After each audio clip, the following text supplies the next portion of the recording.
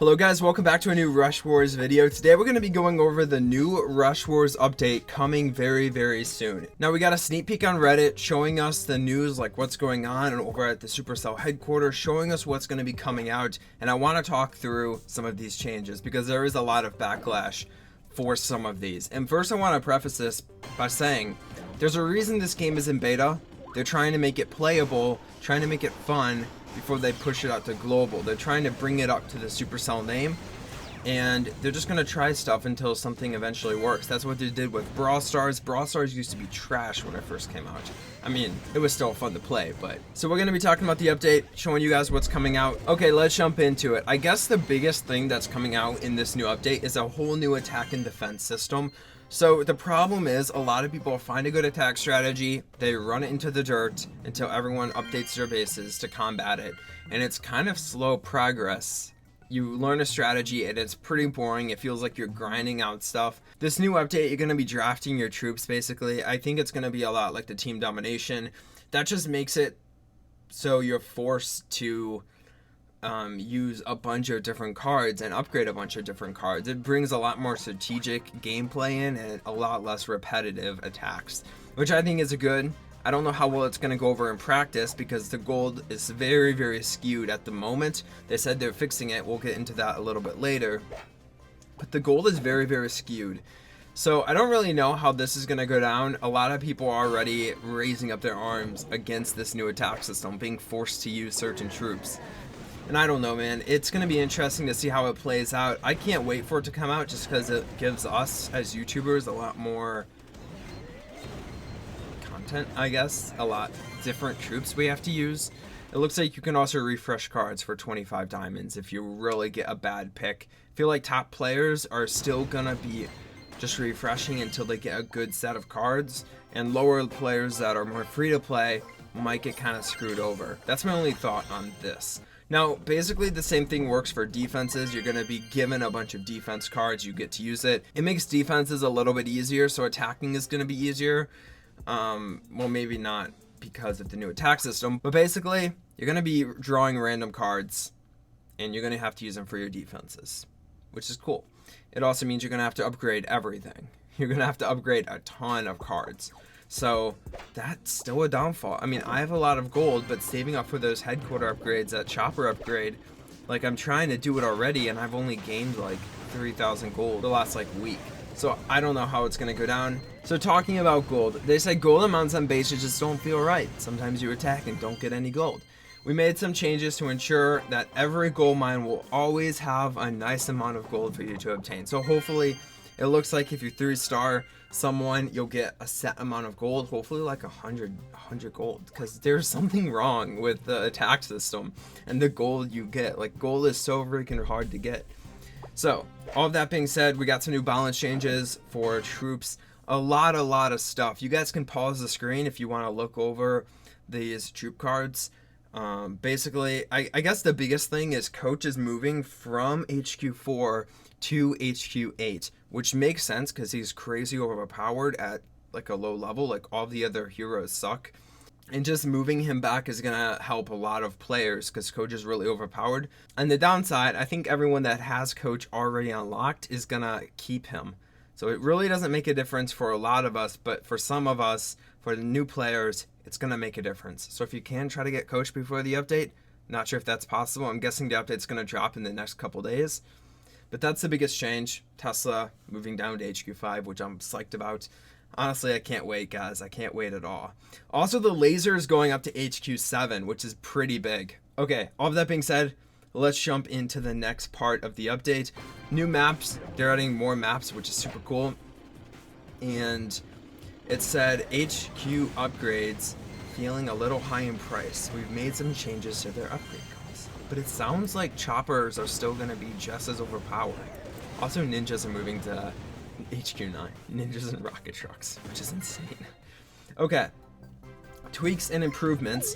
You're going to get an online status to your friends, online status to your team members. You're going to be able to see XP level in your clan, so I'll be able to see the XP of my teammates here.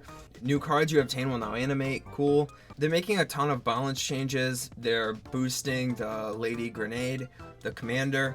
The henchman, I don't even know what that is. Something I haven't unlocked yet. Don't really know much about the henchman, so I can't comment on that. But tank changes, they are decreasing the health, boosting the damage by like 50%, which is crazy. And then gorilla health, making him a little bit better. They're fixing a bunch of stuff. Slow-mo is not going to work as expected. Lady Grenade Commander is going to be better. Not as many glitches. Yeah, honestly, not much left. The big thing is fix for extra units sometime being consumed when playing domination. I think if you don't drop a troop but you bring him into battle, you lose him, which definitely needed to be fixed. So now it seems like you can not drop a troop and get him back after the battle ends. So a lot of fun stuff. Honestly, it's going to be interesting to see what happens, to see how the community reacts. Honestly, I am really pumped about this. It's going to make the whole game a little bit easier. Maybe even a little bit less skilled, but maybe it'll be more skilled because you guys will be forced to use certain people. Defense strategies are definitely going to change. It's going to be more random and it's going to be more about concepts. But it's this type of base, which is the issue. This type of base, like, only offering 3 gold if I win. That's a problem. Like, they obviously want to fix that, and they are going to in this update. But yeah, honestly, a lot of fun stuff. I'm so glad they're making changes and they're updating the game. We're gonna whip this guy, it seems like. Oof. Yeah, we should be fine. I should look back and see where the freeze mine comes into play, because the freeze mine might be an issue. I mean, hopefully people don't get it. I really don't like going up against freeze mines. The only way you could really combat it is to lead a troop out in front or have an invisible spell. But then sometimes you're wasting an invisible spell.